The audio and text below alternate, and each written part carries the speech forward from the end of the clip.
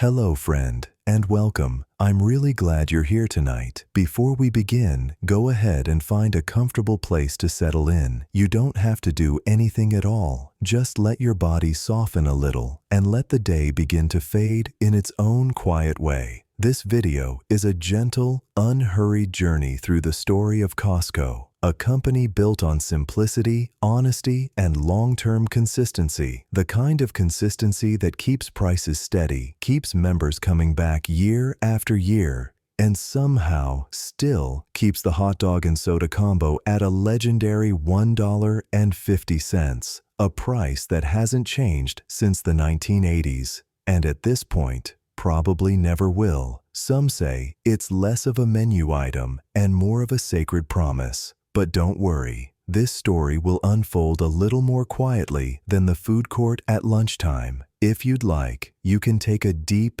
easy breath and maybe share in the comments where you're listening from tonight. It helps this cozy little community grow, and it's always comforting to see people relaxing from all around the world. Of course, there's no pressure. Everything here is gentle and optional. Before we move on, I want to share something interesting from sleep research. Many studies show that when we softly focus on something steady and calming, or even when we try to stay awake, the mind often drifts into sleep more easily. It's called paradoxical intention. So if your thoughts wander during this story, that's perfectly all right. And if you drift off halfway through, that simply means the video is doing its job. If that happens, you can always come back tomorrow and pick up the story right where you left off. There's no rush, and the aisles of Costco will still be here waiting for you. For now, all you need to do is listen softly, as if each word were moving past you like a slow cart rolling along smooth concrete. No need to focus, no need to remember, just let the rhythm carry you. All right, when you're ready, let's begin our gentle journey into the world of Costco. Now that you're settled, let's ease into the soft rhythm of tonight's story. There's nothing you need to hold on to, nothing you need to figure out. This part of the video is simply here to help your mind slow down, like a cart gliding quietly across the smooth concrete floor of a Costco warehouse. The pace tonight will be gentle and unhurried. No sudden turns, no sharp edges, just a steady flow of simple ideas and calm storytelling. You can listen closely if you want to, or you can let the words wash over you in the background, the way distant conversations echo softly through tall warehouse ceilings. If your thoughts drift, that's perfectly okay. It's natural. This is a space where wandering minds are welcome.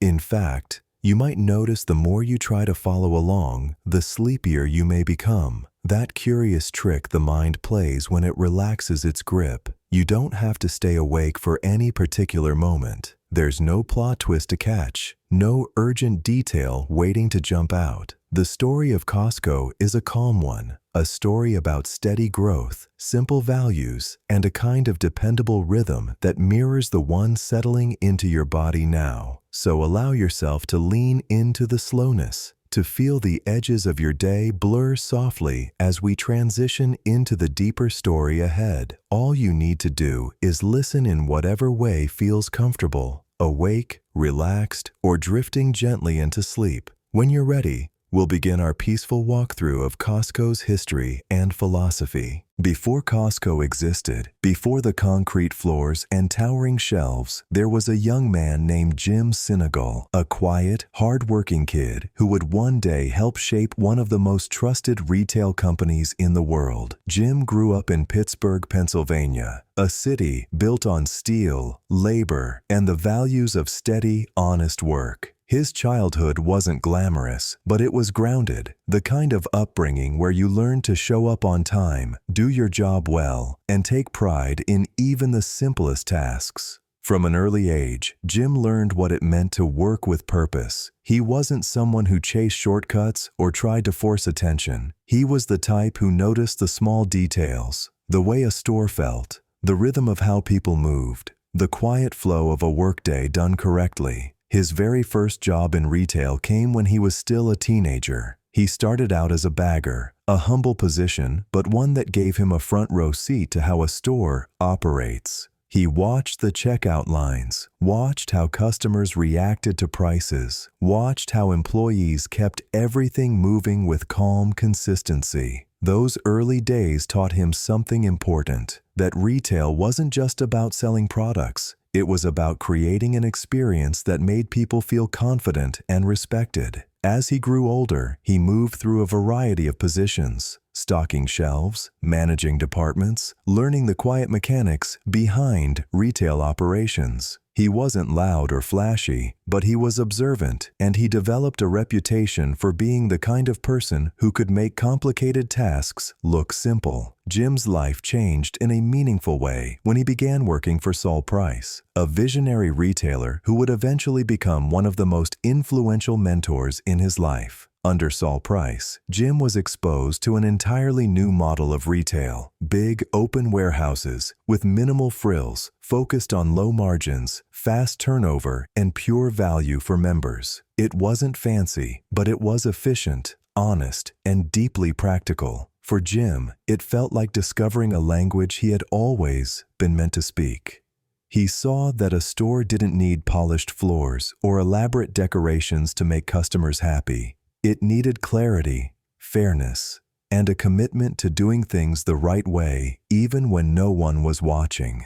Those early years, working hard, observing closely, and learning from a true retail long before Costco became a household name, even before the idea of a membership warehouse existed, there was a man quietly reshaping the retail world without ever trying to call attention to himself. His name was Sol Price. Sol wasn't loud or flashy. He was thoughtful, analytical, the kind of person who could look at a familiar system and see a simpler, more efficient way for it to work. Born in New York in 1916 and raised during a time when frugality wasn't a choice but a necessity, Sol grew up with a deep respect for value, fairness, and clear thinking. He studied law, not retail, but it turned out that the discipline of law, with its focus on structure, rules, and logic, gave him a powerful lens for understanding business. His entry into retail happened almost by accident when he became involved in reorganizing a struggling department store. What began as a legal project slowly revealed a new passion,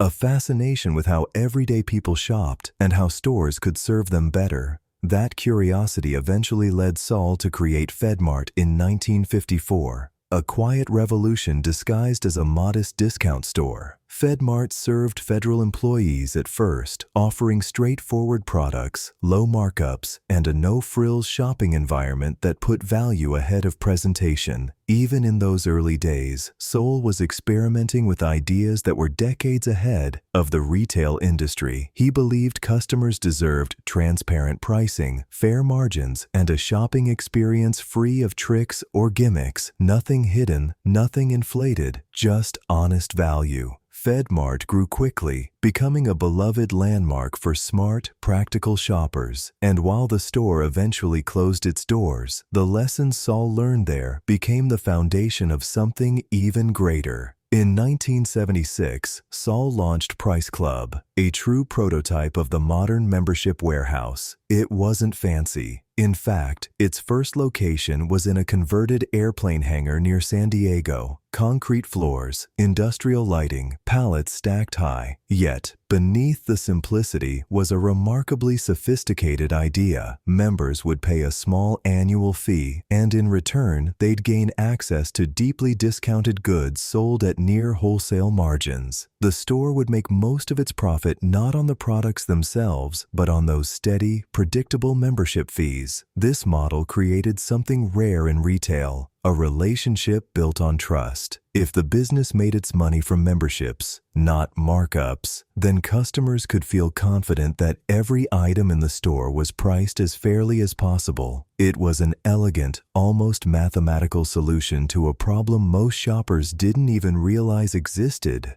Price Club expanded slowly and thoughtfully, always prioritizing value over growth and always keeping the customer's trust at the center. Meanwhile, a young Jim Sinegal was watching closely. Working under Saul Price, he absorbed every detail: the calm discipline, the quiet precision, the belief that retail could be both simple and honorable. Those early experiments, FedMart's discount honesty, Price Club's membership model, and Saul's relentless commitment to fairness, became the blueprint for what Costco would eventually become: a warehouse not built on hype, but on trust, not on luxury, but on clarity, and not on profit margins, but on a promise to its members, a promise Saul Price pioneered long before the world even knew it needed it. As Jim Sinegal and Saul Price worked their way through the world of retail, they began to notice the same quiet pattern, a pattern that almost everyone accepted, but very few people ever questioned. To them, retail felt unnecessarily complicated. There were too many hands touching a product before it ever reached a customer. Manufacturers, brokers, distributors, regional buyers, store buyers, each one adding a little cost, each one creating a little distance between the shopper and the true value of the item.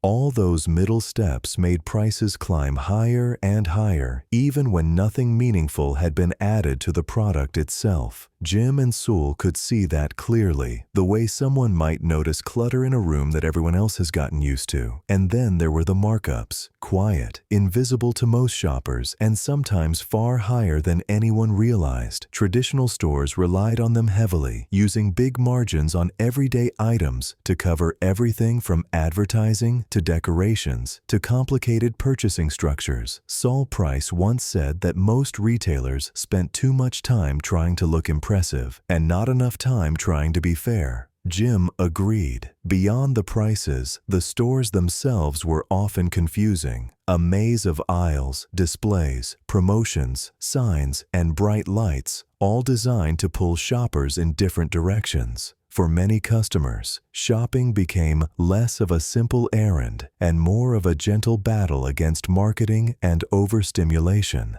Jim and Saul believed something quieter was possible, a store where customers didn't need to navigate tricks, where nothing was hidden or inflated, and where the layout didn't overwhelm the senses. A place that trusted shoppers to know what they wanted without being pushed or nudged. But perhaps the biggest issue they saw was the steady erosion of trust between retailers and customers. People never truly knew whether they were getting a good deal. Prices changed constantly, sales appeared and disappeared, and behind each tag was a markup no one could see. Jim and Saul thought, what if retail didn't need to be like that? What if a store could remove the middlemen, limit the markups, simplify the experience, and earn people's trust by being consistently fair, day after day?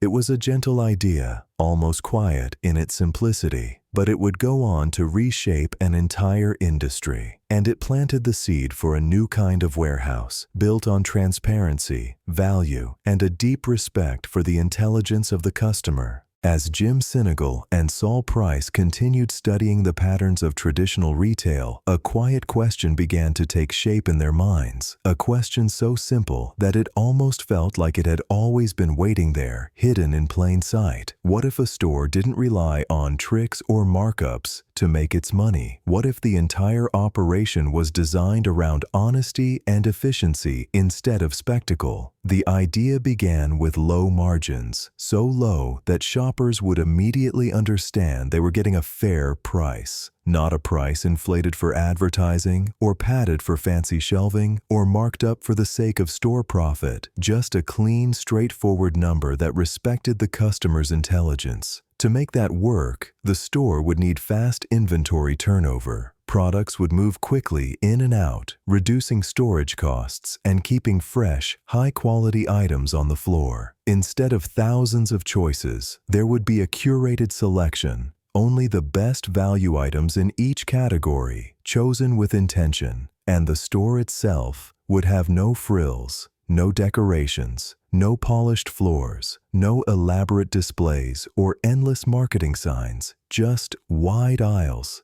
steel beams, concrete floors, and pallets of goods ready to go home with the people who needed them. Sol and Jim believed that removing unnecessary details didn't weaken the experience. It strengthened it. It let customers move freely, comfortably, without the noise of traditional retail. But perhaps the most elegant part of their idea was total transparency. Prices would be clear, consistent, and grounded in the simple notion that a customer deserves to know when they're being treated fairly. And then came the final piece, the part of the puzzle that made the entire model sustainable. Instead of earning profit from high markups, the store would earn most of its income from membership fees, a small, predictable annual payment that allowed the company to operate on razor-thin margins while still achieving financial stability. It was a brilliant shift, one that moved the relationship between store and shopper away from competition and toward partnership. If the store made money from memberships, then it had every reason to keep prices low and quality high. The customer's success became the store's success,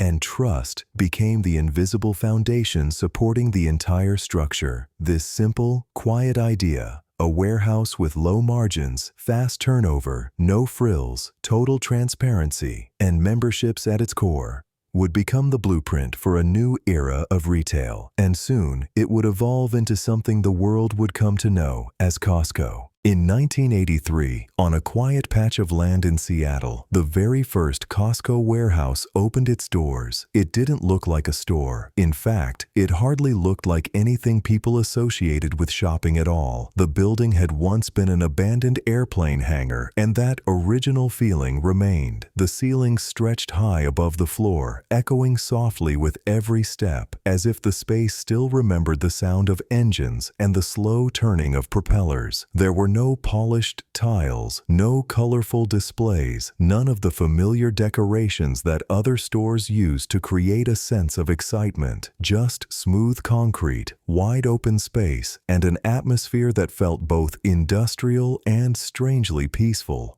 The lighting was bright but simple. Long rows of industrial fixtures hanging from steel beams, casting an even glow across the warehouse. Nothing dramatic, nothing theatrical, just enough light to see the essentials without distracting from what mattered most. Shoppers who walked in for the first time often paused for a moment, taking in the unusual sight. Instead of shelves lined neatly at eye level, there were tall, raw metal racks stacked high with massive quantities of goods. Products didn't sit behind fancy packaging or decorated end caps. They rested on wooden pallets, wrapped in their original shipping layers, ready not just to be purchased, but to be moved quickly in bulk.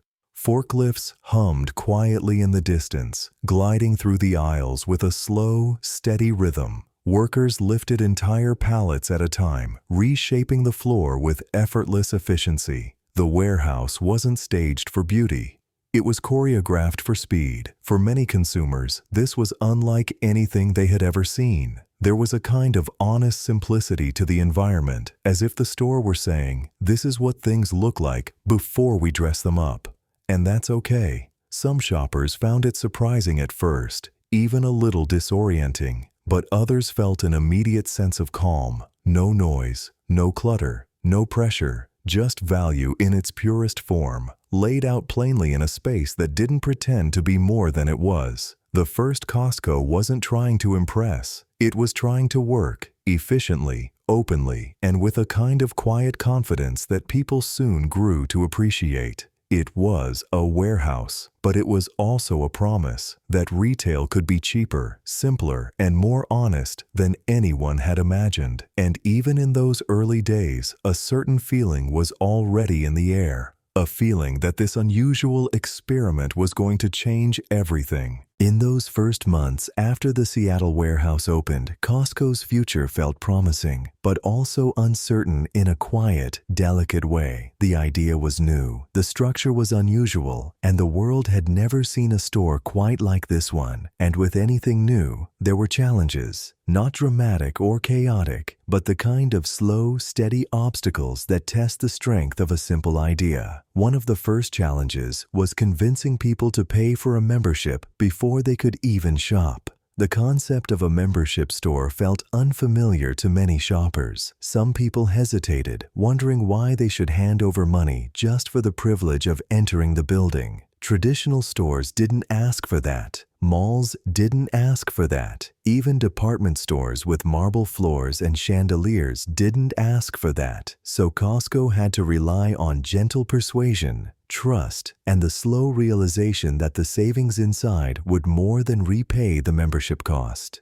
Little by little, word began to spread. Friends told friends, co-workers told co-workers, and members explained to skeptics that the warehouse wasn't just a store, it was a partnership. You paid a little up front and, in return, you gained access to deeply discounted goods priced far below what traditional retailers could offer. Another early challenge came from suppliers, companies used to selling their products through a familiar, polished distribution chain. When Costco approached them with the idea of selling goods on pallets, in bulk, with minimal packaging, and at unusually low prices, some suppliers simply didn't understand. Others were hesitant, worried that selling at such low margins might cheapen their brand or disrupt their relationships with other retailers. Jim and his team had to explain, patiently and consistently, that Costco's model wasn't about discounting the value of the product. It was about reducing everything around it that made it more expensive. And then there was the most fragile challenge of all, operating on razor-thin margins. Costco wasn't designed to make big profits on the items it sold. There were no luxury markups, no hidden premiums, no inflated prices to cover extravagant expenses. Everything was lean, efficient, and carefully controlled. Running a business that deliberately avoided high profits required discipline, a calm, steady commitment to doing things differently, even when the numbers felt tight. There were moments when the model seemed almost too delicate, as if one wrong decision could tip the balance. But Jim and Sul believed deeply in the elegance of the system.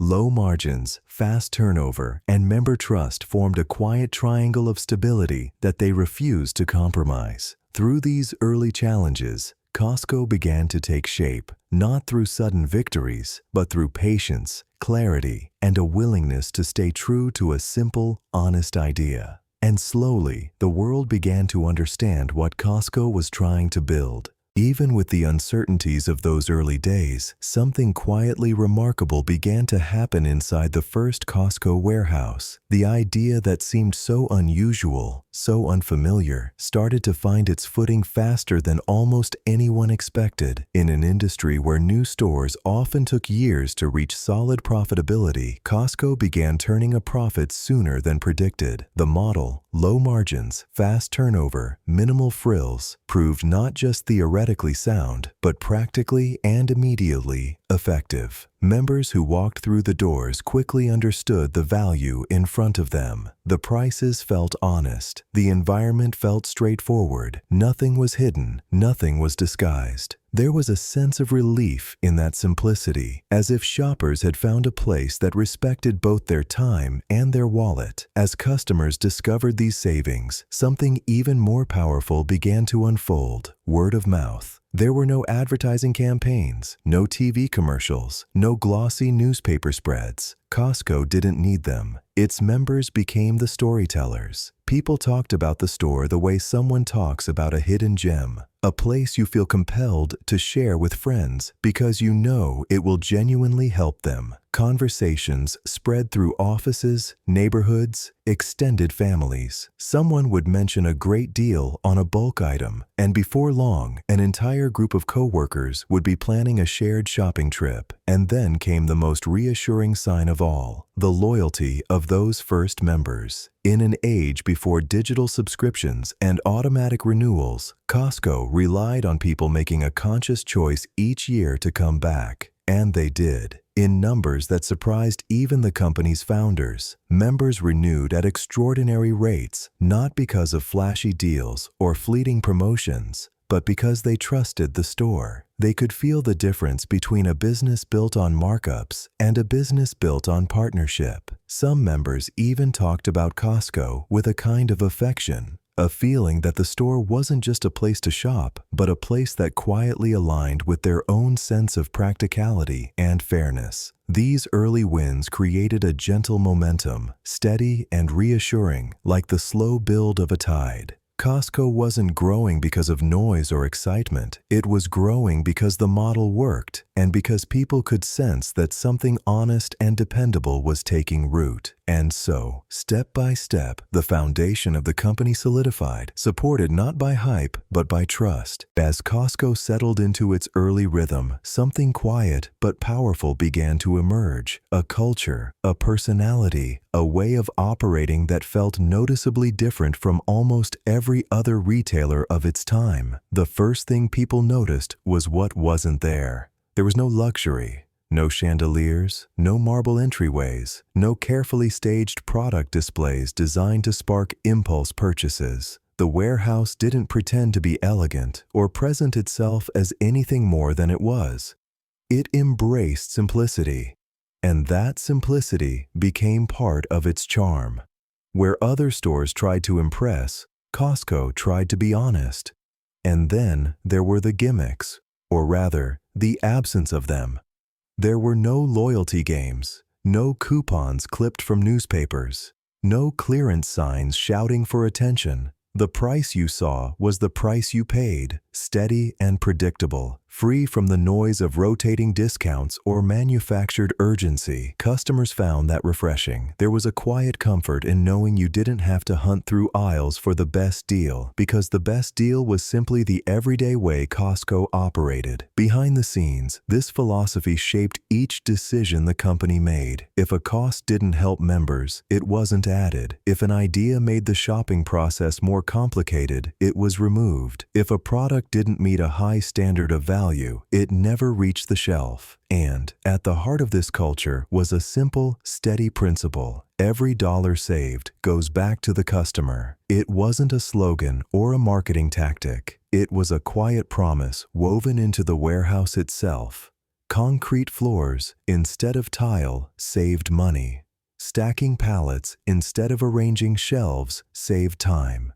Minimal advertising saved millions each year, and every one of those savings was passed directly to members like small, silent gifts hidden in the everyday prices. Jim Sinegal often walked the warehouse floors himself, wearing the same simple clothes as any other employee. He believed leadership meant working alongside people, not towering above them. That attitude seeped gently into the company's DNA. Costco's culture became a reflection of its founders' values: humble, practical, and deeply respectful of the customer's trust. It wasn't loud, it wasn't glamorous, but it was real. And as the company grew, that culture, simple, honest, unwavering, would become the steady backbone of everything Costco would one day achieve. One of the most quietly remarkable parts of Costco's design is something most people hardly ever think about after the day they first sign up: the membership. A simple card, a small annual fee, and yet it forms the financial heart of the entire company. Unlike traditional retailers, Costco does not rely on big markups to make its money. It doesn't inflate prices to cover fancy displays or expensive advertising campaigns. It doesn't create complicated pricing schemes to squeeze extra profit out of each product. Instead, Costco earns most of its profit from those steady, predictable membership fees. It's a quiet, elegant structure. When the core of the business is supported by memberships, the store doesn't need to extract every possible dollar from groceries, clothing, or electronics. It can keep margins low, sometimes astonishingly low, because the membership income carries the weight that markups normally would. This creates a unique, calming relationship between Costco and its members, a relationship built on trust. By making money from memberships, Costco is essentially saying, we don't need to rip you off on the products. We don't need hidden margins. We don't play pricing games. You paid us once for the year, and now everything inside is as fair and honest as we can possibly make it. And members can feel that. There's something soothing about knowing the incentives are aligned in the right direction. When Costco keeps prices low, it isn't hurting itself. It's strengthening the very model that makes it successful. This alignment creates a gentle loop of loyalty. People renew their memberships year after year because they don't feel tricked. They feel respected. They feel valued. They walk through the warehouse and see prices that look like someone was genuinely looking out for them. And that feeling accumulates in small, quiet ways. Maybe it's the giant bag of coffee that always seems reasonably priced. Maybe it's the Kirkland products that offer surprising quality for a modest cost. Maybe it's the simple relief of shopping in a space with no flashy signs or psychological traps. Whatever the reason, members come back and they renew. In fact, renewal rates at Costco are among the highest in the entire retail world, a steady, almost astonishing signal that people trust the model. It's not loyalty driven by emotion or advertising. It's loyalty built on math, clarity, and fairness, a membership fee that quietly powers the entire company while freeing every price tag to be as honest as possible. It's one of the simplest ideas in retail and one of the most beautifully effective. One of the quiet pillars of Costco's philosophy is a rule so simple and yet so rare in the world of retail that it almost feels like a secret code of honesty. It's called the 14% rule. Costco promises, both internally and in practice, that it will never mark up most of its products by more than about 14%. In a typical store, that number might seem impossibly low. Traditional retailers often mark items up 25, 30, even 50% or more. Sometimes the markup is hidden in the packaging. Sometimes it's hidden in the marketing. Sometimes it's simply hidden in the expectations of what a store can get away with. And in the luxury world, those numbers climb even higher: 70%, 100%, 200%, and occasionally even more. A small item that costs very little to make can sell for a price that seems almost unrelated to the product itself. But Costco chose a different path, a quieter, steadier, more transparent way of doing business. By capping its markups at around 14%, Costco sends a gentle message to its members. We're not here to take advantage of you. We're not trying to squeeze every dollar we can. We want you to trust us because trust is worth more than margin. And that promise becomes something people feel each time they walk through the warehouse. It's in the price of a giant bag of nuts. It's in the cost of a Kirkland sweater. It's in the consistent value of groceries, household goods, and everyday staples. Members might not know the exact percentage, but they sense the fairness. They sense the steadiness.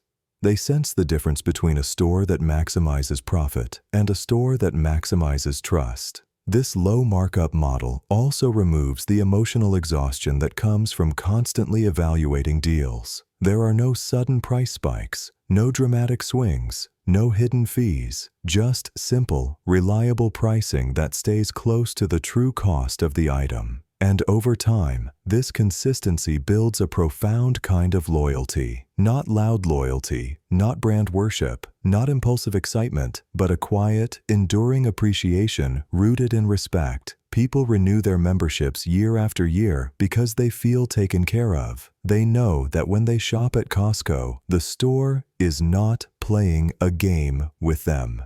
The price tag is the truth, and that truth, expressed gently across millions of products and millions of carts, creates a relationship that grows stronger with every visit. It's a small number, 14%. But behind it is a philosophy powerful enough to reshape an entire industry. One of the quiet joys of shopping at Costco is something members often feel long before they ever put words to it. It's the sense of a treasure hunt. Costco carries far fewer products than a traditional store, only a few thousand SKUs compared to the tens of thousands found in supermarkets, big box retailers, or online marketplaces. At first glance, this might seem limiting, but in practice, it creates a gentle clarity. Fewer choices mean less noise, less overwhelm, less decision fatigue. You walk down an aisle, and instead of seeing 20 different brands of the same item, you might see 2 or maybe 3, each one carefully selected, each one representing what Costco believes is the best value for its members.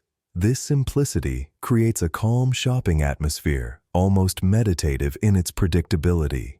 You move slowly through wide aisles, knowing you won't have to juggle an endless stream of options. But alongside that calmness is something quietly exciting, the presence of items that come and go with the rhythm of the seasons. Costco's rotating inventory is like a soft, ever-changing breeze moving through the warehouse. One week, you might notice a beautifully crafted kitchen gadget. The next week, it might be something entirely different. A set of winter boots, a patio heater, a luxurious blanket, or a stack of best-selling novels. These seasonal surprises aren't loud or flashy. They don't shout from displays or demand your attention. They simply appear, patiently waiting to be discovered. And this quiet rotation creates a gentle form of scarcity psychology. Not the frantic urgency used by many retailers, but something softer, something more natural. A feeling that if you find something you love, it might not be here next time. Not because someone is trying to pressure you, but because the warehouse moves at its own thoughtful pace. This subtle scarcity makes each visit feel unique. It adds a sense of wonder, as if each aisle might hold a small, pleasant surprise. And yet, even with this treasure hunt energy, Costco manages to maintain a completely non-pressure shopping environment. There are no loud announcements, no constant sale signs, no aggressive promotions, just a steady, calm atmosphere where you can browse at your own rhythm,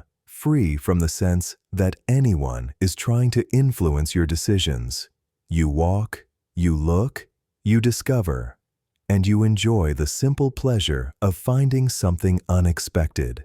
This combination, limited selection, seasonal rotation, gentle scarcity, and relaxed exploration, has become one of Costco's most beloved traits. It turns an ordinary shopping trip into a quiet little adventure, something between a routine errand and a moment of simple delight. And over time, this treasure hunt feeling builds a special kind of loyalty, not driven by discounts or gimmicks, but by joy, serendipity, and the comforting rhythm of calm, unhurried discovery. One of the most calming things about Costco is how everything inside the warehouse feels intentional, simple, and quietly efficient. There's no clutter, no unnecessary decoration, no attempt to disguise the fact that this is a place built for movement and value. And at the center of that philosophy is the idea of bulk buying. When Costco purchases goods in large quantities, massive pallets of paper towels, huge stacks of canned goods, towering piles of beverages and snacks, it dramatically reduces logistics costs. There are fewer shipments, fewer trucks on the road, fewer labor hours spent unpacking tiny boxes and arranging delicate displays. Everything travels in big, steady waves instead of small, complicated ripples.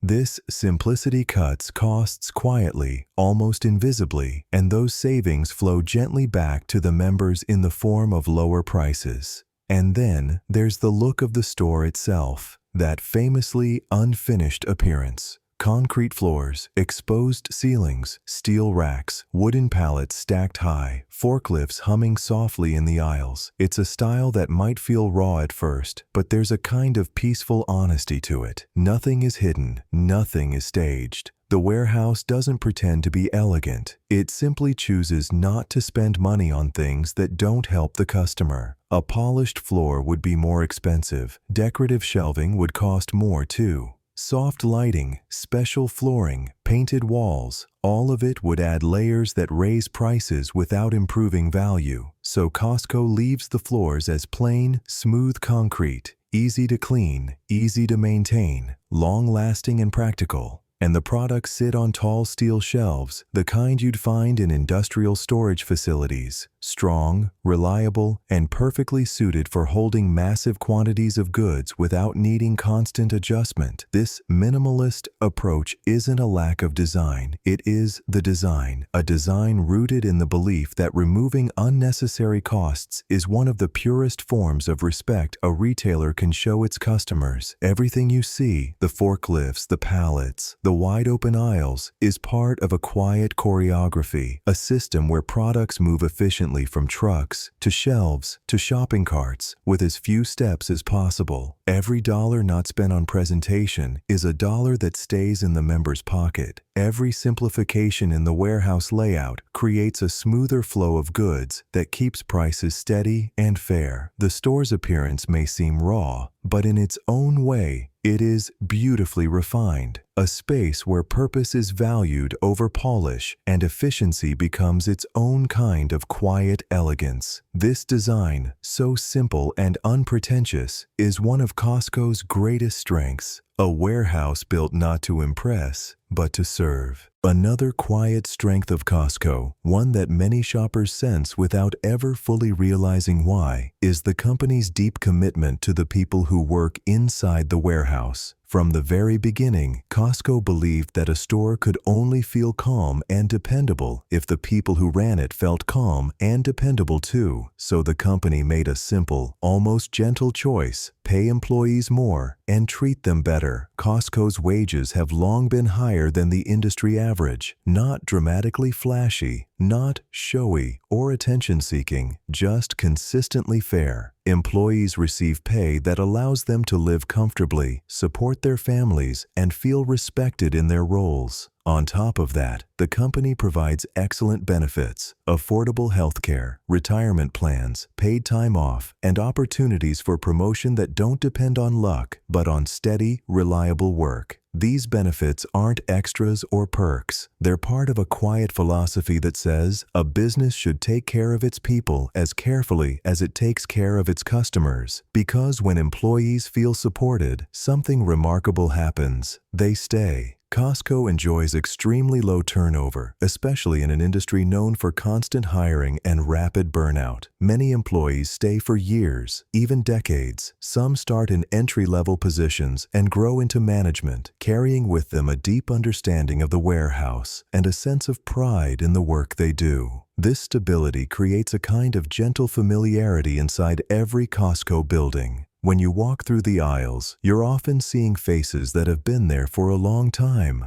People who know the store intimately, who know the products, who understand the rhythm of the warehouse floor, and that stability shapes the store's entire atmosphere. A worker who feels respected moves calmly. They greet customers warmly. They help without rushing, without pressure, without the quiet stress that so often comes from jobs filled with uncertainty. When employees are relaxed, customers feel it too.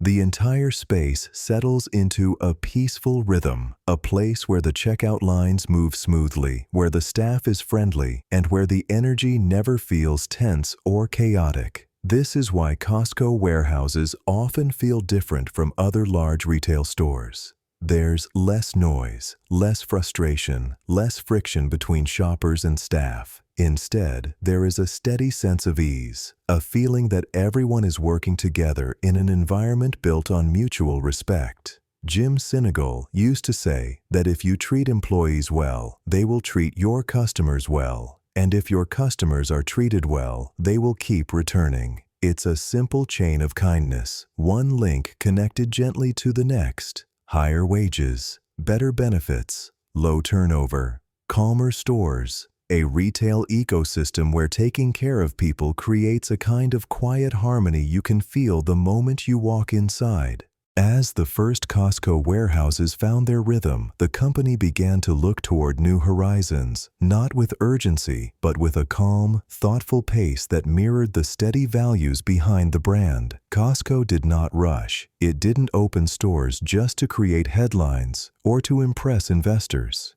Growth was never a race. It was more like a quiet walk, careful and deliberate, placing each new warehouse where it would truly thrive. The expansion across the United States unfolded gently, almost like a slow tide moving inland. One new warehouse would open, then another, each one chosen with intention. Costco looked for stable markets, places with strong communities, reliable economic foundations, and shoppers who valued simplicity and fairness. Rather than chasing the biggest cities or the flashiest locations, Costco chose environments that matched its steady personality. And because the company avoided rushing, every new warehouse had room to find its footing. There was time to build relationships with suppliers, to understand the local rhythms, and to let word of mouth grow naturally without the noise of advertising or grand openings. Each new location carried the same quiet confidence as the very first warehouse in Seattle.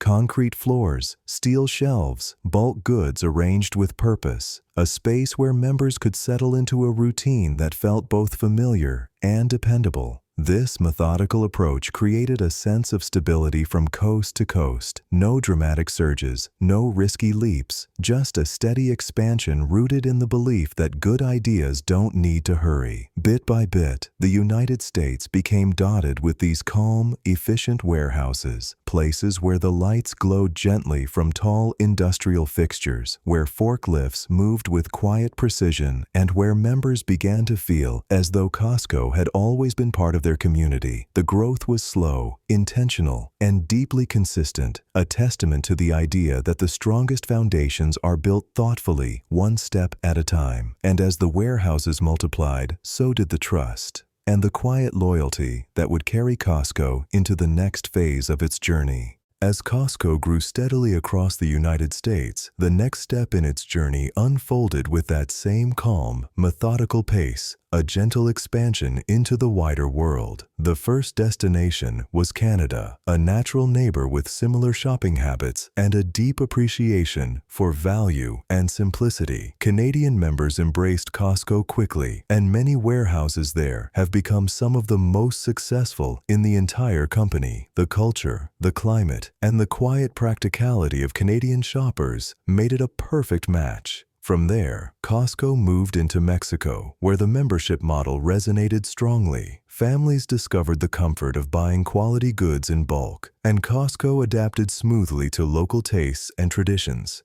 It wasn't rushed, it wasn't forced. It was a gentle introduction that grew into a long-lasting relationship. Then came a surprising and deeply successful chapter: Japan. Many wondered whether the warehouse style, with its industrial feel and emphasis on large quantities, would translate well, but Costco's respect for quality and its attention to value fit beautifully with Japanese consumer culture. Shoppers found joy in discovering imported goods, fresh foods, and unique seasonal items, and the warehouses there maintained some of the highest standards in the world. South Korea soon followed and became one of Costco's greatest international achievements.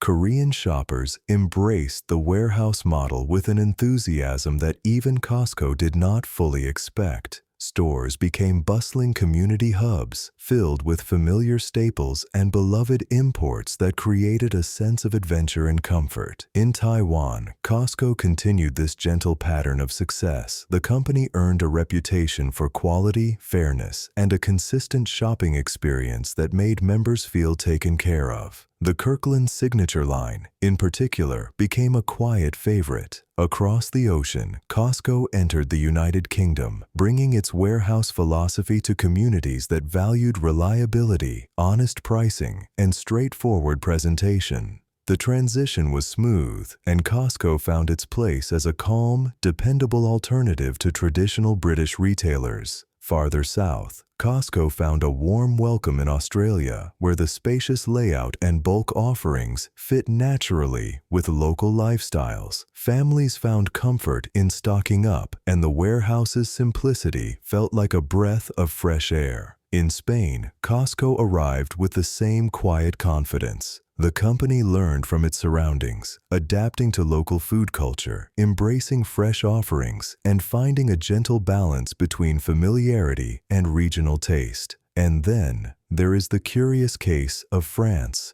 a country known for its refined food culture, its devotion to small specialty shops, and its strong traditions in retail. Costco has never fully entered the French market, not because it was impossible, but because the fit has never quite aligned. The warehouse model, with its bulk quantities and minimalistic aesthetic, doesn't naturally blend with the rhythms of everyday French shopping. And Costco, true to its calm and patient nature, never forces expansion where it doesn't naturally belong. This is the quiet strength of Costco's international growth. Each step is measured, each country is chosen thoughtfully, and the company adapts gently to the cultures it joins, never rushing, never pushing, always respecting the environments it becomes a part of. A global journey, not driven by speed or ambition, but by stability, trust, and a steady belief in the value of simplicity. As Costco expanded into new countries, it discovered something quietly beautiful about becoming part of different cultures. Every community has its own rhythms, its own favorites, its own foods and traditions. And Costco, instead of trying to impose a rigid pattern, chose to adapt gently to the places it entered. The first adjustment was the product mix. In Japan, shoppers found aisles filled with fresh seafood, imported snacks, and seasonal delicacies that reflected local tastes. In South Korea, Costco became known for its bakery items, Korean-style marinated meats, and foods inspired by family gatherings. In Mexico, the warehouse shelves welcomed spices, regional ingredients, and items suited to warm weather cooking.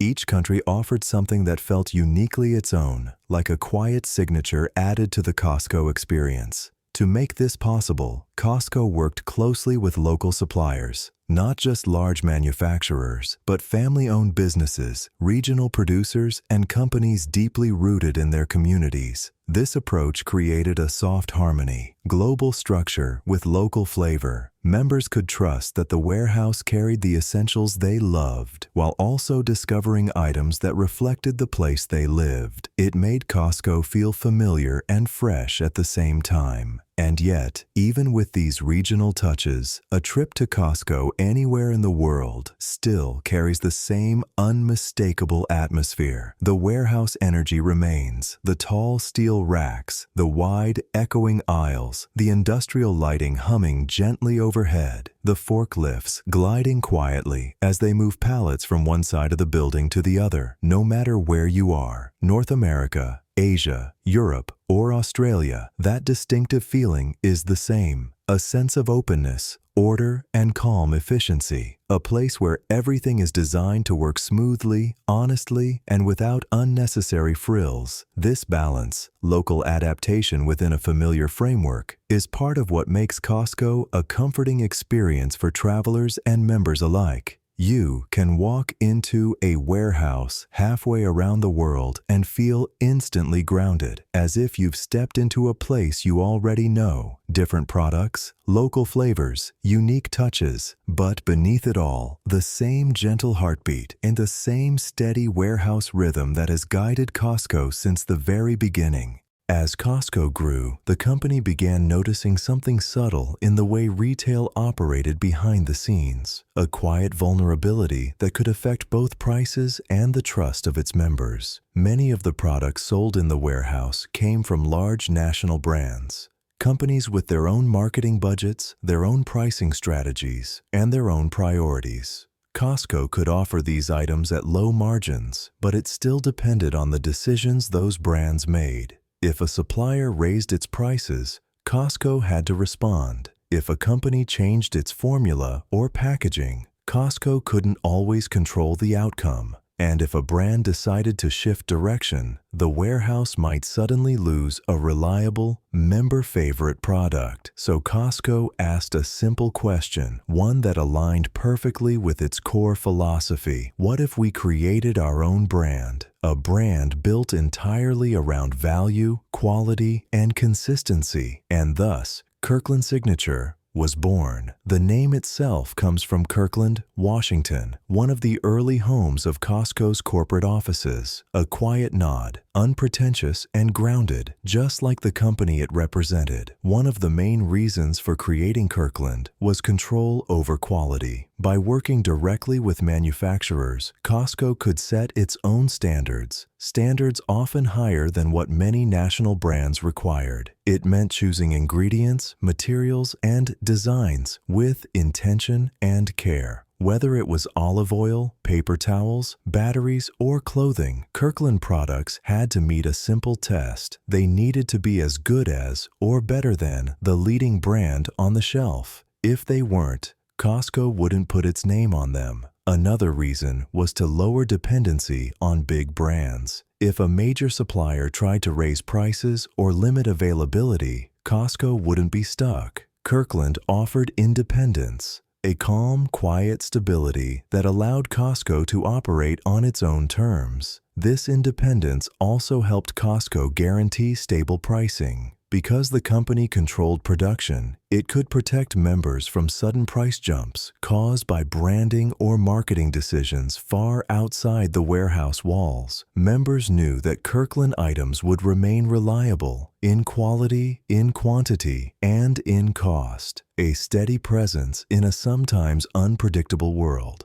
Over time, Kirkland became more than just a private label. It became a symbol of trust, a quiet promise that the product had been chosen carefully, tested thoroughly, and offered at the fairest possible price. No flashy advertising campaigns, no celebrity endorsements, just honest goods designed with the member in mind. Kirkland's signature started as a practical idea, but it evolved into something deeper. A reflection of Costco's belief that value comes from simplicity, integrity, and a steady hand guiding each decision. A brand created not to compete loudly, but to serve quietly. One of the quiet promises behind the Kirkland signature name is something Costco has followed with remarkable discipline. If we can't make it just as good as the national brand, we won't make it at all. This simple rule guides every Kirkland product that reaches the shelf.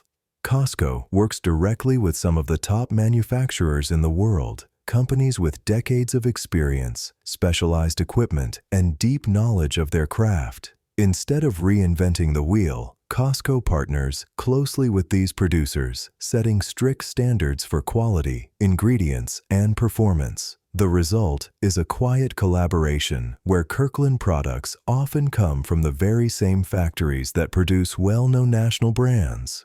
Many Kirkland items, in fact, are national brand products, just with a different label and a different pricing philosophy. But Costco handles these details gently, never loudly or sensationally, because the goal is not to compete for attention, but to deliver value. Take Kirkland batteries, for example. For years, they've been manufactured by Duracell, a trusted industry heavyweight. Shoppers often notice that Kirkland batteries last just as long, sometimes longer, yet cost noticeably less. Or consider Kirkland vodka. There has long been a soft, persistent rumor that the recipe is similar to the vodka produced by Grey Goose. Costco never leans into the rumor, never uses it for marketing, but members often smile at the gentle mystery and the exceptional quality of the product in their carts. Kirkland diapers, another quiet success, are made by Kimberly-Clark, the same company behind trusted brands known for comfort and safety. Parents discover the diapers not through ads or promotions, but through word of mouth and through the reassuring consistency of the Kirkland line. And then there is Kirkland olive oil, a product that has won awards and praise from culinary experts around the world. Sourced from respected growers and tested rigorously for purity, Kirkland olive oil has become a staple in kitchens for both home cooks and professionals alike. Each of these items reflects the same quiet truth. Costco is not trying to dazzle with flashy branding or celebrity partnerships. It is simply trying to offer the highest possible quality at the lowest responsible price. A fair exchange, a steady promise, a relationship built on trust between the company and its members. This philosophy makes Kirkland feel less like a private label and more like a gentle reassurance, a soft reminder that value doesn't need to be loud to be real. And for millions of shoppers, that quiet confidence is exactly what keeps them returning to the warehouse again and again.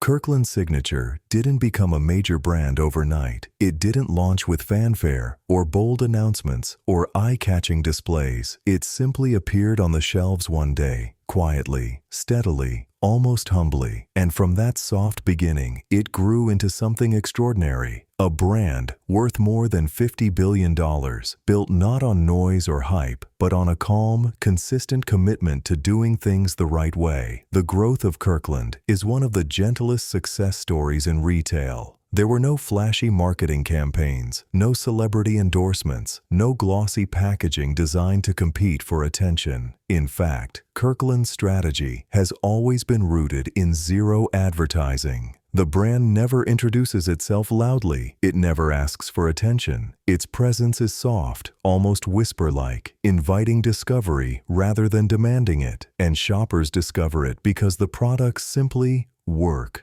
A bottle of olive oil that tastes better than expected. A case of batteries that lasts just as long as the familiar national brand. A sweater that feels surprisingly soft, sturdy, and carefully made. A box of diapers that parents begin to trust after just a few uses.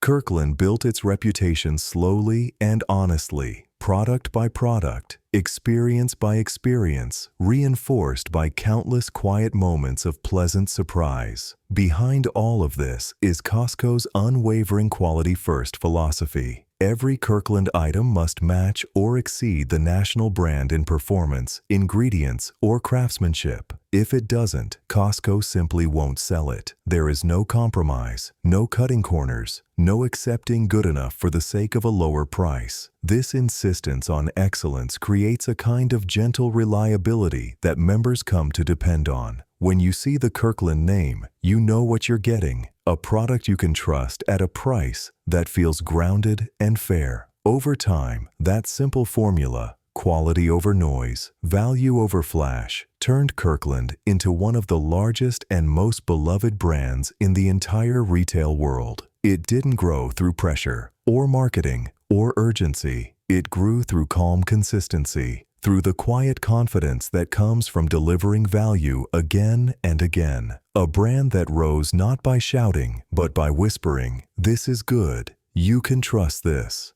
And shoppers listened, softly, naturally, and for decades. One of the quiet wonders of the Kirkland signature brand is how naturally its story lends itself to calm, relaxing narration. Kirkland has never been dramatic. Its evolution has been slow, steady, and almost soothing in its consistency. From the beginning, Kirkland products appeared in the warehouse not with bold announcements, but with a gentle introduction. A few items at first, then a few more. Each one chosen carefully, each one designed to reflect Costco's values of simplicity, quality, and honest pricing. This steady product evolution created a kind of rhythm. Shoppers would visit the warehouse and notice a new Kirkland item. A bottle of vitamins, a bag of coffee, a warm jacket, and without any pressure or fanfare, they would try it, and often they would be pleasantly surprised by how well it performed. Over time, this quiet pattern repeated again and again. Kirkland became a familiar presence, a trusted companion in everyday life. Not loud, not attention-seeking, just consistently reliable. And that reliability makes the story of Kirkland deeply interesting without being stimulating. There are no sudden twists, no complicated details, no high-stakes drama.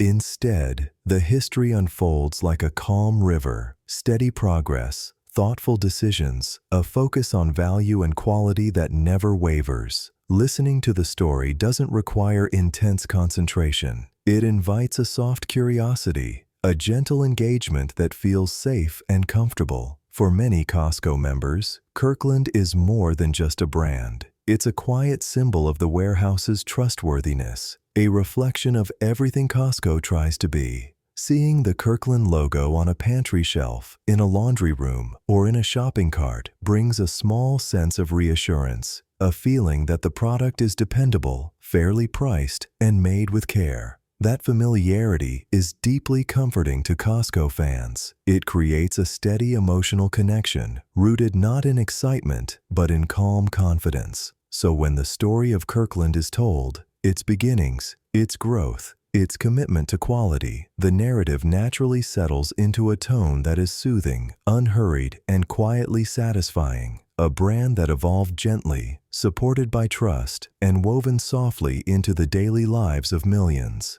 As we leave behind the story of Kirkland and all the thoughtful choices that shaped Costco's private label, let's take a slow, peaceful turn into something a little different. A quiet tour, a gentle walk through the warehouse itself. We've heard the philosophy, we've explored the history, and now it's time to experience what all of those decisions feel like when you step inside a Costco. So if you're listening while resting, you don't need to get up. You don't need to picture every detail. Just allow this next part to flow over you softly as we wander through the aisles at an easy, unhurried pace. We'll start right at the beginning, the moment you approach the warehouse doors. When you first arrive at a Costco warehouse, there's a gentle shift in mood before you even step inside. The outside world remains behind you, and a calmer rhythm begins to settle in. Near the doorway, you see the familiar sight of the membership podium, a quiet part of the Costco ritual. Showing your membership card is simple, almost meditative, a small gesture that says, "You're part of this community. You belong here." It's a grounding moment, a soft beginning to the journey ahead.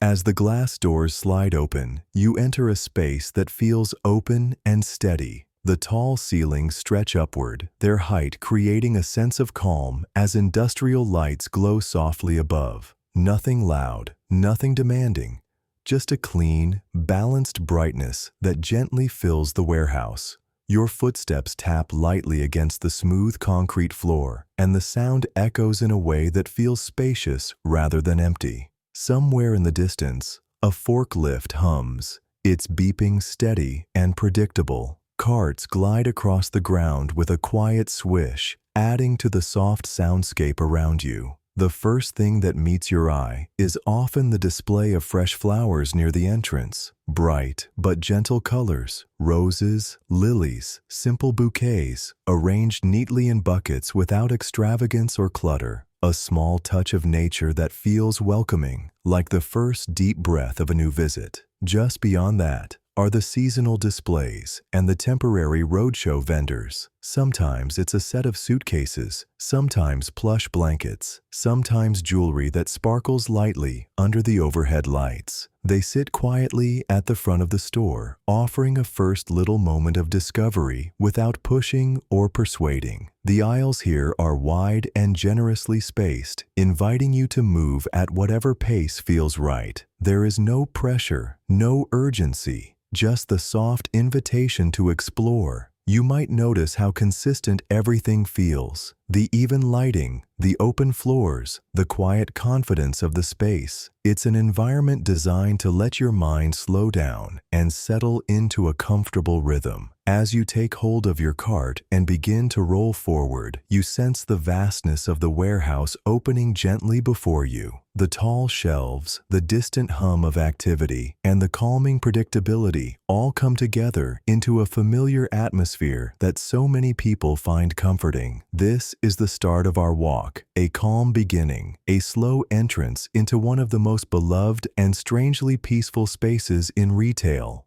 As we move deeper into the warehouse, the atmosphere shifts gently, almost imperceptibly, into a space filled with soft colors, quiet activity, and the unmistakable comfort of fresh food. This part of Costco has its own kind of warmth, a gentle welcome carried not by words or signs, but by aromas drifting slowly through the open aisles. You begin to notice it as you approach the produce area. A cool, crisp scent fills the air. The freshness of leafy greens, the bright notes of citrus, the earthy quiet of root vegetables resting in open crates. Everything feels abundant, but not overwhelming. Just rows of clean, carefully arranged foods inviting you to look or simply to breathe. The refrigeration units hum softly, their steady vibration adding a soothing low tone beneath the natural sounds of the warehouse. It's a kind of background calm, predictable, constant, almost like the rhythm of waves. And then, as you continue forward, another scent begins to rise, warmer, richer, something that settles gently into the senses. The bakery. Even from a distance, you can feel the shift. There is something deeply comforting about the smell of baked goods,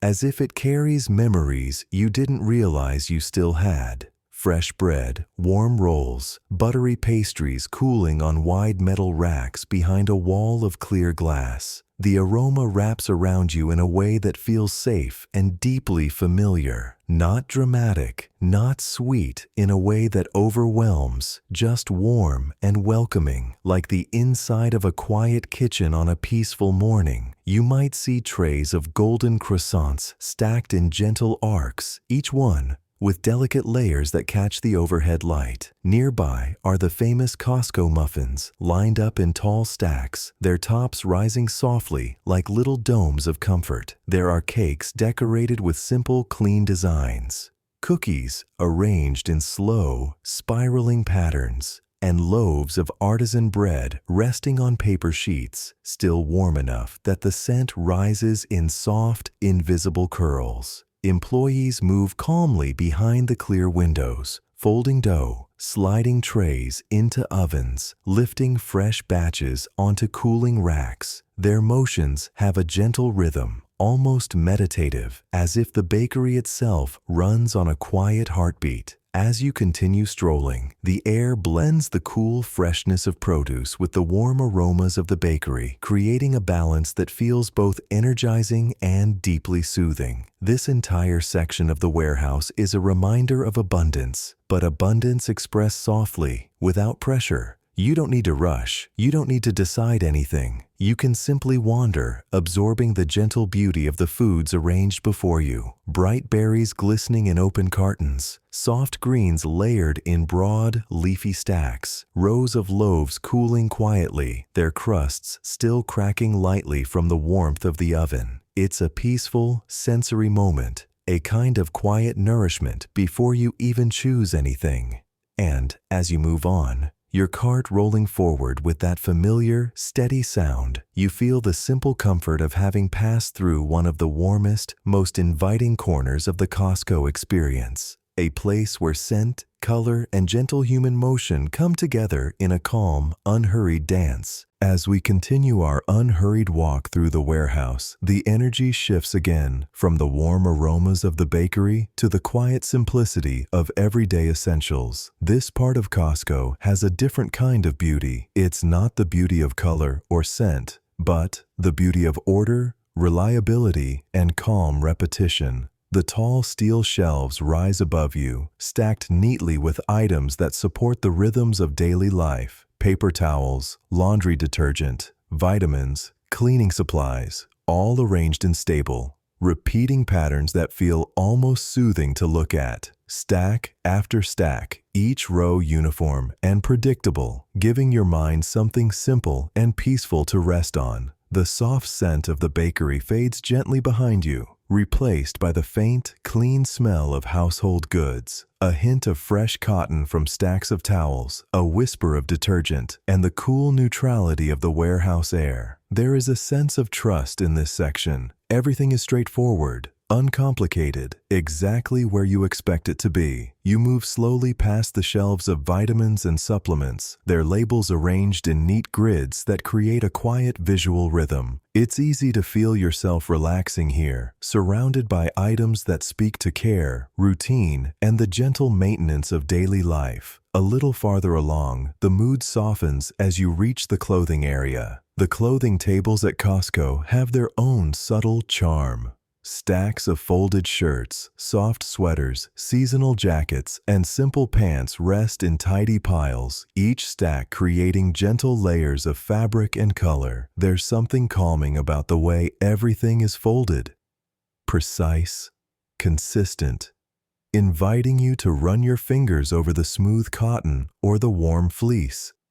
Many shoppers pause here, not because they plan to, but because the clothing section feels like a small island of softness within the industrial space. And then, just beyond the calm of the basics, you reach the part of Costco that feels like a quiet adventure, the middle aisles. This is where the warehouse keeps its surprises: electronics, books, cookware, air fryers, heated blankets, garden supplies, unexpected appliances, each item resting on pallets as if waiting to be discovered. There's no pressure, no urgency, no loud signs or sales pitches, just the gentle curiosity of not knowing what you'll find. Some people call this the treasure hunt section, but the feeling here is more peaceful than that. A soft kind of wonder, a moment where browsing becomes a calming experience instead of a task. You might see a beautifully bound cookbook with pages that seem to glow under the lights, or a set of stainless steel pots stacked like nesting rings, or a piece of seasonal decor that brings a quiet spark of joy.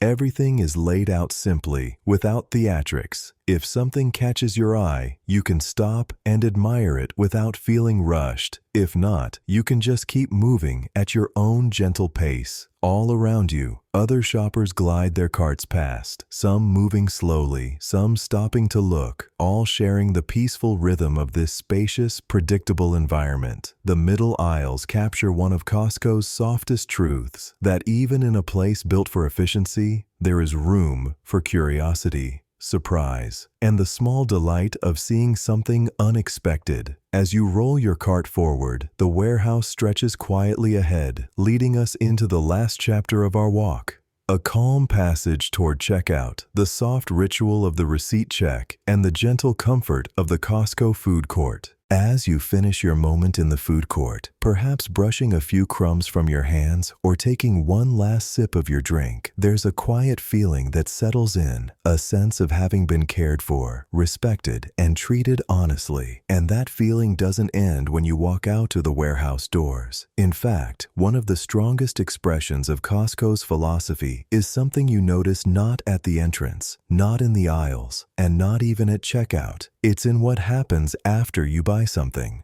Costco's return policy is legendary for a reason. It isn't complicated, it isn't guarded by fine print, and it isn't designed to make you feel guilty or hesitant. It's based on a simple principle. If you're not satisfied, Costco will make it right. No interrogation, no pressure, no long explanations required. The policy grew from Costco's belief that trust goes both ways. If the company asks members to believe in the quality of its products, then the company should also believe in the honesty of its members. This mutual trust creates an incredibly calm experience. If a pair of shoes doesn't fit, you can bring them back. If a blender stops working, Costco will replace it. If a piece of clothing shrinks in the wash or doesn't feel quite right, the warehouse takes it in stride.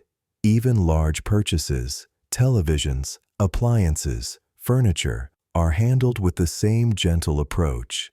Costco understands that life is unpredictable and products sometimes disappoint, but the member should never feel pressured or stuck. This quiet confidence carries into every shopping decision. You browse with ease because you know you're not trapped. You buy without stress because you know you're supported. The generous return policy also signals something deeper. Costco truly believes in the quality of what it sells. If the company thought its products were unreliable or cheaply made, it could never sustain such openness. But the combination of careful sourcing, strict quality standards, and strong supplier relationships allows Costco to offer a return policy that feels almost unheard of in modern retail. Some people online talk about it with a kind of awe. Stories of Costco taking back items long after most stores would refuse, or helping replace things that broke unexpectedly, even when it wasn't anyone's fault. These stories spread quietly, adding to Costco's reputation as a place where the member is always treated with dignity. And on a deeper level, they highlight one of the most soothing truths about the Costco experience. You are trusted, you are valued, and you are protected. That sense of security lingers long after you leave the warehouse, becoming part of the calm, steady relationship that keeps members returning year after year. As you leave the return counter, or simply reflect on the comfort it offers, there's a quiet realization that begins to form. Costco isn't just a place to shop. It's a place designed to make you feel calm, confident, and unhurried. And that feeling doesn't happen by accident. Every part of the warehouse is arranged with intention, not to manipulate, not to overwhelm, but to guide you through a gentle, predictable flow that mirrors the company's values. Costco's layout is one of the most quietly thoughtful in all of retail. When you first step inside, you're greeted with high ceilings and open space. This is deliberate, an immediate sense of freedom, a soft exhale after walking through the entrance. The warehouse places treasure hunt items near the front, not to pressure you, but to spark a small moment of curiosity, just enough to invite wandering, never enough to create stress. As you move deeper inside, the layout follows a calm, intuitive path. Fresh foods to one side, the bakery nearby, filling the air with warmth, and then the wide-open lanes of household essentials. Costco doesn't try to trap you in a maze of aisles. The floors are open, the sightlines clear, so your mind can relax instead of working to figure out which way to go next. This is the opposite of many traditional retailers, where narrow corridors and twisting layouts are designed to keep you browsing longer than you intended. Costco chooses another philosophy: space to breathe. Even the tall shelves have a calming effect. Their predictable rows create long, straight lines that stretch overhead, a visual rhythm that feels steady and grounding. And because there are fewer products, only around 4,000 SKUs, your eyes and mind remain uncluttered. You aren't constantly evaluating or comparing or deciding. The simplicity lets your thoughts settle. The lighting, too, plays a quiet role, bright enough to see clearly, but even and soft, with no dramatic contrast to jar your senses. It creates a feeling of gentle alertness without overstimulation. The soundscape adds another layer: the hum of refrigeration units, the soft rumble of carts, the distant beeping of forklifts, all steady, predictable patterns that create a sense of order beneath the activity. And because Costco doesn't clutter its floors with loud advertising or flashy signs, your attention remains calm, focused only on what truly matters. All of this, the openness, the simplicity, the gentle guidance, creates a shopping environment that feels almost meditative. There's no rush, no confusing paths, no pressure, just a soft, steady space where your mind can wander as easily as your feet. Costco's layout isn't designed to excite you, it's designed to soothe you, and in doing so, it reflects the company's deeper philosophy that shopping doesn't have to be stressful. It can be a calm, predictable ritual, a small island of order in a world that is often anything but. As we leave the calm of the parking lot and think about the rhythm of a Costco visit from beginning to end, it's natural to wonder what lies ahead for this company, a company that has grown quietly, methodically, and with a patience rare in modern retail. The future of Costco is shaped by the same philosophy that has guided it since the beginning: steady expansion, careful decisions, and a deep respect for what already works. Many companies chase rapid growth, opening new stores as fast as they can build them, stretching themselves thin in the hope of capturing attention. Costco chooses a gentler path. It adds new warehouses slowly, deliberately, often after years of studying a community to make sure the fit is just right. There is no rush to plant more flags or announce bold milestones. Instead, Costco waits patiently until the timing is certain and the foundation is strong. This slow and steady growth has allowed the company to avoid many of the pitfalls that others encounter when they expand too quickly. Rather than scattering its focus, Costco concentrates on doing a few things very well and doing them consistently for decades at a time. New warehouses added across the United States, more locations appearing in Canada, Asia, and Europe, and the possibility of entering new regions in the future, all of this happens with the calm, measured pace that has defined the company since 1983. Even when Costco explores emerging markets or new formats, it does so softly, testing ideas slowly, allowing changes to unfold like a quiet tide instead of a crashing wave. And the reason is simple. The model still works. Low margins, fast turnover, membership loyalty, calm, uncluttered warehouses that feel familiar from one country to the next. These elements create a business structure that is both resilient and remarkably stable. It doesn't depend on trends. It doesn't crumble when fads fade or when flashy competitors burn bright and vanish. Costco's future isn't built on disruption or constant reinvention. It's built on refinement, small improvements, quiet adjustments, steady expansion at a pace that honors the past while embracing the possibilities of tomorrow. And because the company grows slowly, its culture stays intact. Its employees remain supported. Its members remain trusted. Its prices remain fair. In a world that often moves too quickly, Costco's future is guided by something rare, a belief that slow, thoughtful growth can be stronger than rapid expansion.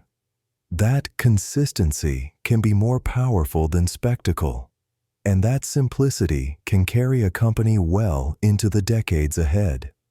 A calm future, built on the same foundations that have earned the loyalty of millions worldwide.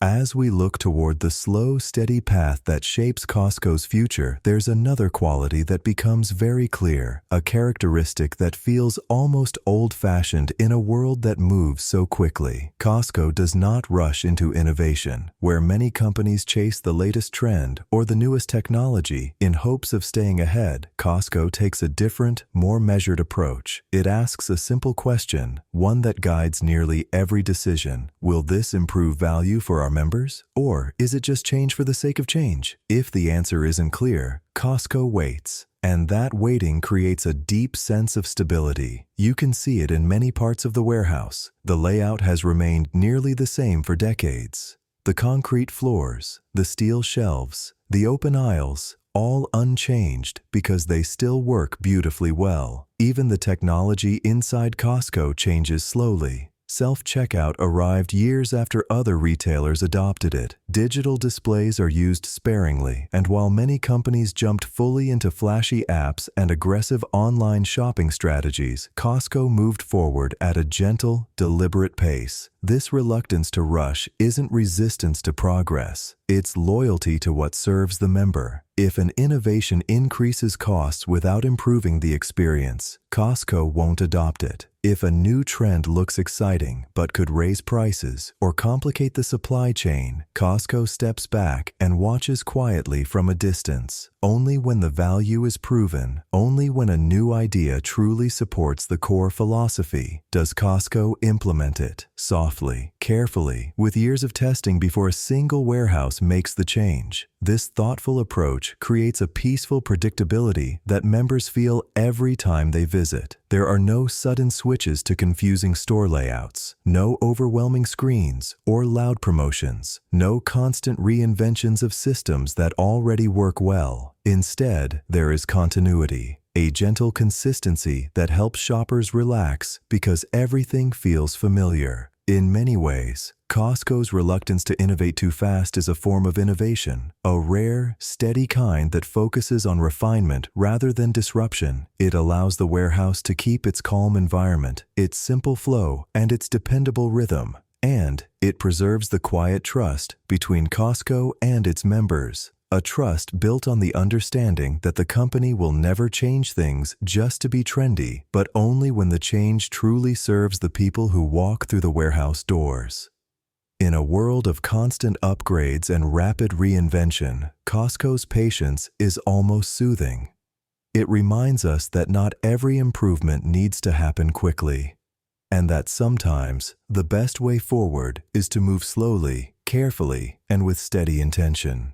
As we reflect on Costco's slow, thoughtful approach to innovation, it becomes easier to see why the company's model has remained so strong for so long. In a world where many businesses rise and fall in the span of a few years, Costco's simple philosophy has continued to work decade after decade, and it still works today for many of the same reasons it worked in 1983. At its core, the Costco model is built on principles that don't age: low prices, high quality, member trust, efficient operations, clear value delivered quietly, without fanfare. These foundations are remarkably durable. They don't depend on trends, fads, or the shifting moods of online culture. They rest on human needs that remain constant. The desire for fairness, simplicity, and reliability. One of the strongest reasons the model thrives today is the membership structure. Members pay to belong, and in return, Costco devotes itself to earning that loyalty every single day. The relationship is built on mutual respect, and that respect creates stability even when the larger economy feels uncertain. Another reason is Costco's commitment to doing fewer things very, very well.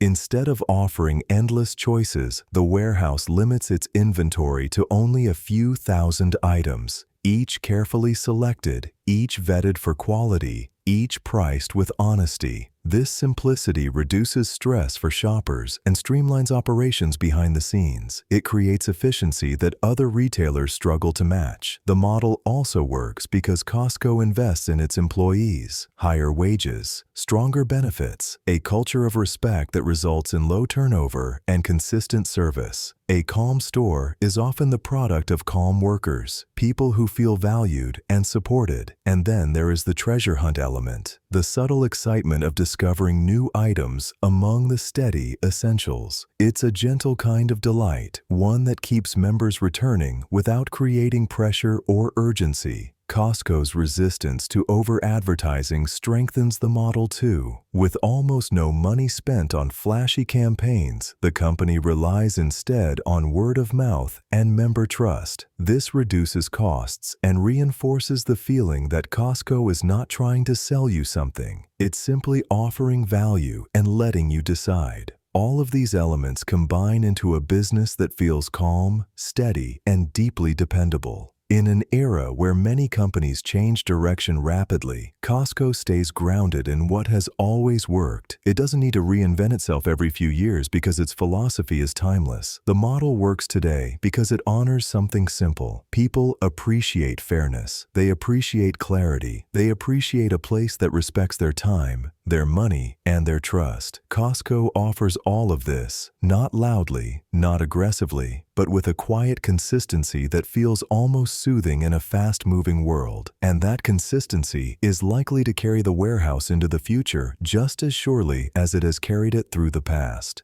As we come to the end of our quiet journey through the warehouse aisles, there's a soft feeling that tends to linger, a blend of steadiness, simplicity, and the quiet comfort of a place that has remained remarkably unchanged even as the world outside moves faster every year.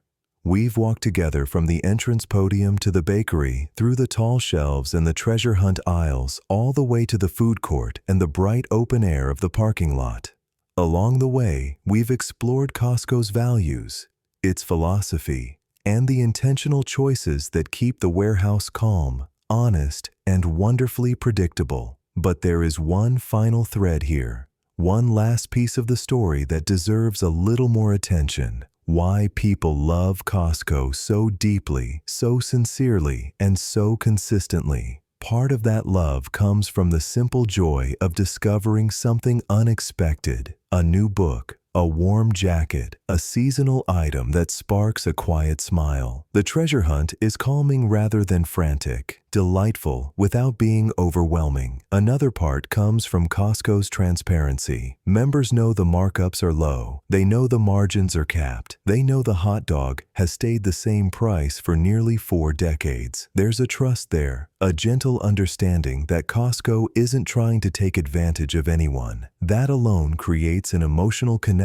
most retailers never achieve. People also love the ritual of it. Families making weekend trips together, parents showing their kids how to compare prices, couples strolling slowly through aisles of bulk goods and laughing about whether they really need a gallon of maple syrup or a 12-pack of socks. The warehouse becomes a backdrop for memories, simple, everyday moments that tie people together. And then there's the community aspect. Costco feels like a gathering place, a quiet, friendly hum of neighbors and families moving through the same open aisles, sharing the same experience without ever needing to speak. It's a place where people feel at ease, protected by the company's famous return policy, treated kindly by workers who are paid well and respected, and comforted by the fact that Costco rarely changes just for the sake of changing. Many members describe Costco as a kind of home base, a safe, predictable place in a world that can feel uncertain, a place where the lighting is steady, the prices are honest, and the experience never tries to rush you. Costco becomes a little anchor of stability, a reminder that some things can remain simple, fair, and trustworthy for a very long time. And as you rest now, or drift a little closer to sleep, you can carry that feeling with you. The calm aisles, the warm bakery, the quiet confidence of a company that values doing things well over doing things fast. If you enjoyed this long, soothing journey through the world of Costco, I'd love for you to join me again for more peaceful stories exploring business, brands, and the gentle forces that shape our everyday lives. If you'd like, you can tap like, subscribe, or leave a soft comment sharing where you're listening from. Even a small comment helps the algorithm understand that people find comfort here.